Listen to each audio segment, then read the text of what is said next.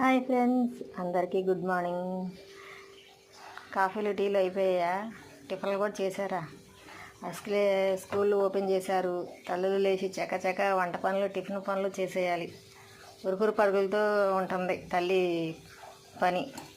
పిల్లలు విసిగించటం, అమ్మ బొజ్జగించటం. సరే ఫ్రెండ్స్, నేనైతే టిఫిన్ కింద నిన్న మా చెల్లి వస్తానంటే గారెల పిండి అయితే ప్రిపేర్ చేసి పెట్టాను. తను లాస్ట్ మినిట్లో రావట్లేదని చెప్పింది. మటన్ చారు గారెలు చేసుకుందాం అనుకున్నాము. మటన్ అయితే నిన్న నేను వండేసుకొని తినేసేసి మొత్తం పొట్లేసేసుకున్నాను. గారెల పిండి అయితే ఆ పన్నే పెట్టాను. ఇంక ఇప్పుడు దెబ్బ రొట్టెలాగంటే నూనెలో గారెలు లేకుండా నూనెలో అట్లాగా వేసుకుంటున్నాను.